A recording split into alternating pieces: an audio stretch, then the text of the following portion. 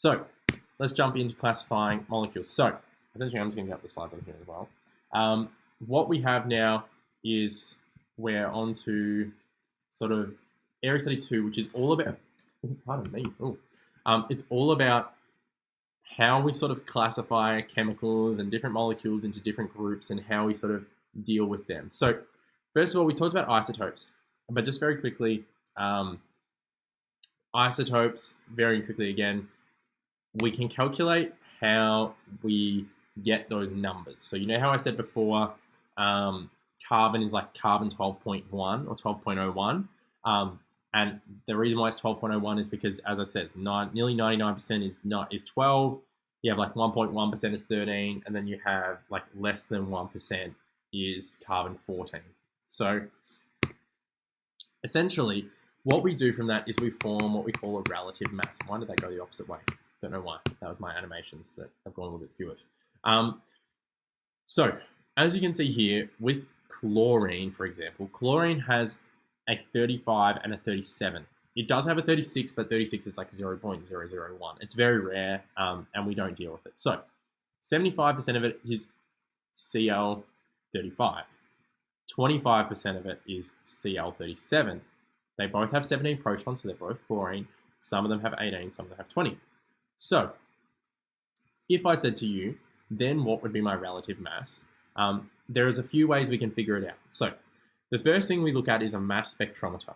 And a mass spectrometer will give you the number of isotopes, the relative isotopic mass, and the percentage abundance of these isotopes. So this gives us this information from before.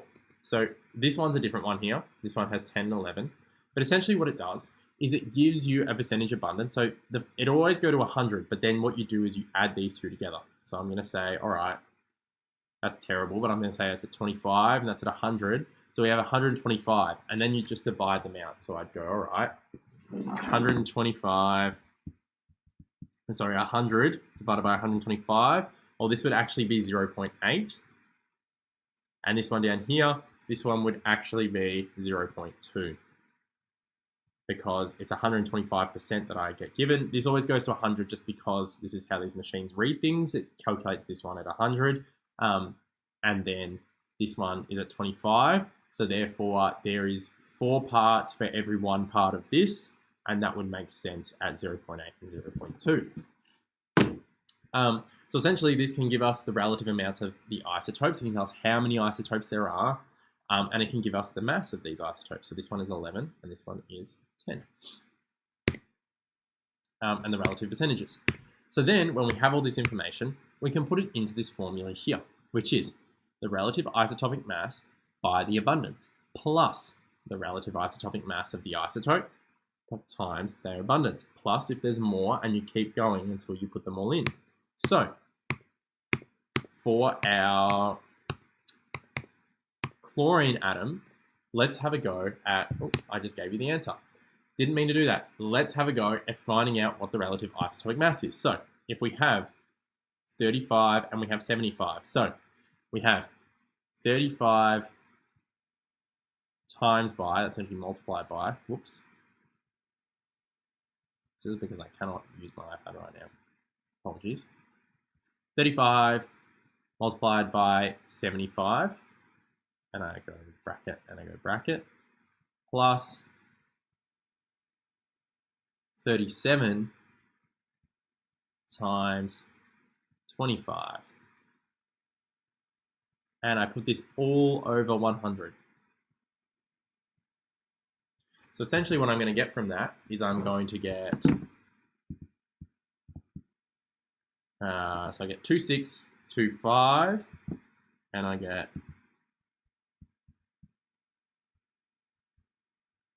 so when I add those two together, I end up with 3550, and then I divide that by 100, and I end up with an answer of 35.5 as my relative mass. So that is what my relative isotopic mass of chlorine is. So that is how we go about that question there. So that all comes from this formula right here, which has the relative isotopic mass by the percentage abundance. So it depends on the number of isotopes, Note that the percentage abundance will most likely total 100. It should total 100. So you can use this to calculate the percentage abundance of an isotope when it's not given to you, etc., etc. Awesome. And then this here is what we did with the mass spec. So we've done that one there. Have a go at this one here. So, oh, whoa, that question is way out of whack. That question should not be there. Sorry, that question should be way further down. Let's move on. We'll go back to that question. I obviously moved that slide when I was meant to move a different slide. Yeah, that slide was not meant to be there. Let's continue to move on. So, introducing the mole. So this is the next key concept in terms of classifying chemicals. So first of all, we've looked at relative isotopic mass. Now what we're going to look at is the mole. So particles in chemicals are so small, it would be difficult to count atoms individually. And so the quantity for chemists is the mole. And think of it as like a dozen eggs. So you buy a dozen eggs, it's 12 eggs. So you call it a dozen. So if I have 3 dozen eggs, I have 36 eggs. The same thing works for moles. Now, a mole is referred to as amount of substance. It's given the symbol N, or lowercase n, really important, it's lowercase, and it's got the unit mole, M-O-L. And so N of CO2, if I said I had 2 moles, that means I have the amount of CO2 is 2 moles, because I have moles of CO2 equals 2, and 2 mole, because I need my units there. So 1 mole of a substance is the same number of particles as there are in atoms in exactly 12 grams of carbon-12. This is called Avogadro's number and is given the symbol Na, capital N. This is 6.02 by 10 to the 23 molecules. So, that's molecules, by the way. So, Avogadro's number is 6.02 by 10 to the 23 molecules. I don't know why that says mole. I really don't like that. Molecules. So 6.02 by 10 to the 23 molecules. So if I have 6.02 by 10 to the 23 molecules in 1 mole, therefore 2 moles will be double that. 3 moles will be 3 times that. So the number of molecules in 1 mole is 6.02 by 10 to the 23. So 1 mole of substance contains 6.02 by 10 to the 23 particles, molecules, compounds, whatever you're calculating. That's how many is in 1 mole of that. So far we have 3 new quantities. We have moles, we have Avogadro's number, and then the number of particles is just N. So if I say N with a little a, I mean the number of particles as Avogadro's number. Now if I just say little n, I just say number of particles. It doesn't necessarily need to be Avogadro's number, which is the 6.02 by 10 to the 23. So these are the 3 things I have. Now there's a relationship between these. This is the relationship. The number of moles equals the number of particles over Avogadro's number. So if I had 6.02 by 10 to the 23 particles, I put that on top. I put Avogadro's number, which is the exact same on the bottom. You divide them, you get 1. There's 1 mole. If I had double on top, so I had 2 times this on top, I would end up with 2 moles. So that's the relationship there.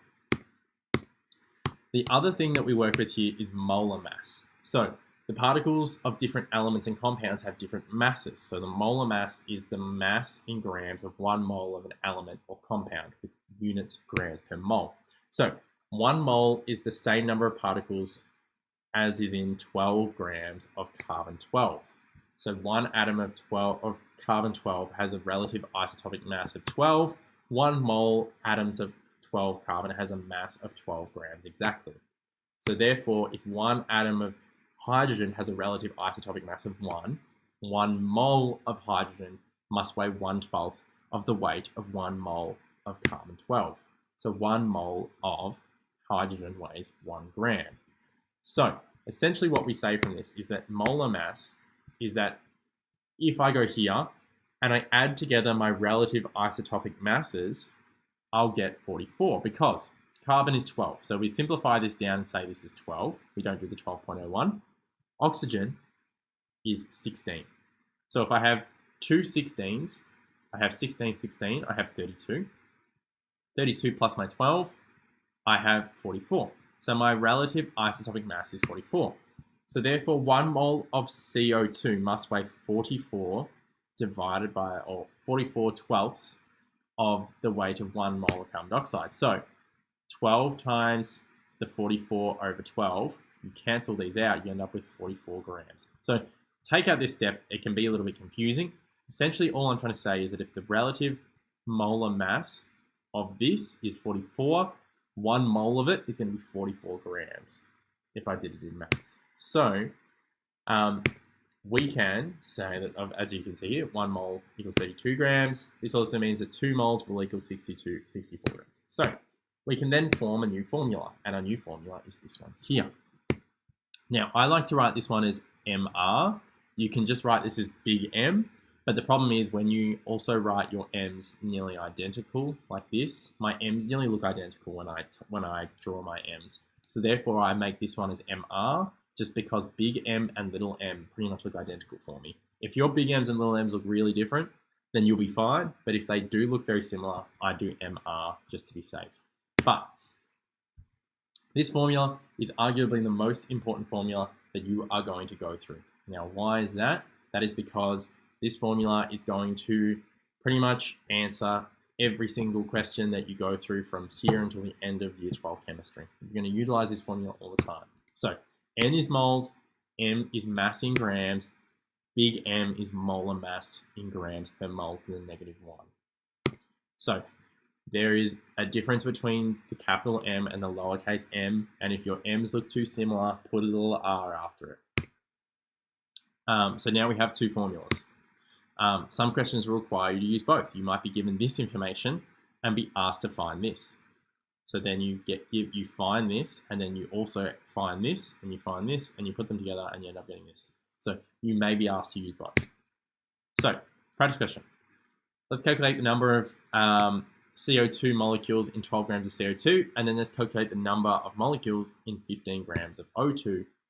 And then there's a few different questions here. So let's go through the first one together. So calculate the number of CO2 molecules in 12 grams of CO2. So we have 12 grams of CO2. We want to find the moles. So we want to find the moles of CO2. This is going to look terrible, by the way. Sorry. So we say that moles is equal to mass, which is 12, over the molar mass, which in this case here is going to be 44.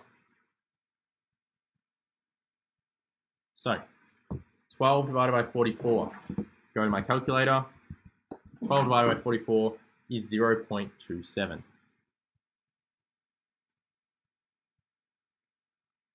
It's meant to be a 2. That looks terrible, but that'll do. 0.27. Make sure I put my units in.